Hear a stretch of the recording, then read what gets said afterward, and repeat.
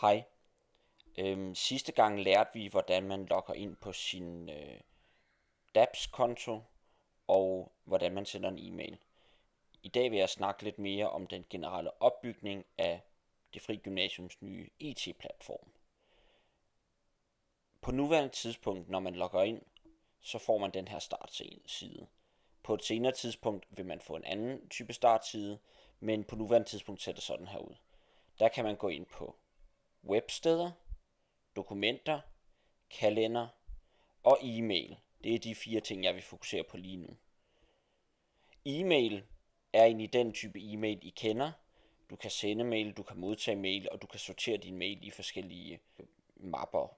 Det vi også i First Class kalder konferencer. Under kalender, der har man mulighed for at oprette begivenheder.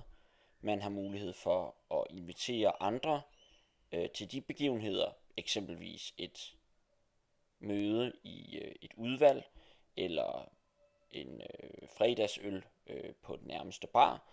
Og så kan man også holde styr på, hvorvidt de personer kan eller ej, fordi man kan sige ja, nej eller måske. Det vil sige, man kan tilmelde sig. Så har vi dokumenter. Det er rigtig smart. Der kan man dele dokumenter med hinanden. Det vil sige, at du kan lægge dokumenterne op, så du kan tilgå dem alle steder fra på internettet. Det vil sige, det kan være dokumenter, man skal dele med sine kollegaer, tidsplan over studieture, det kan være budgetter, regneark. Det kan også være dokumenter, man deler med sine elever. Det kan være det elevernes stile eller opgaver, som de deler med en som lærer. Det vil sige, man kan lægge en masse opgaver op, og så dele dem med hinanden, og bestemme, hvem skal kunne se de dokumenter, jeg har lagt op her.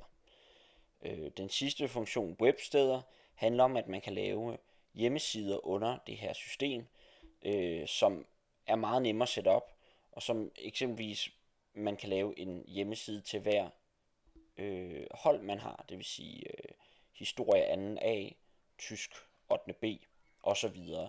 Og der kan alle dem man inviterer, det vil sige hele den klasse man vælger at have med, de kan så gå ind og bidrage i en vis grad, så man ligesom deler en masse erfaringer og får idéer sammen inde på de her websteder.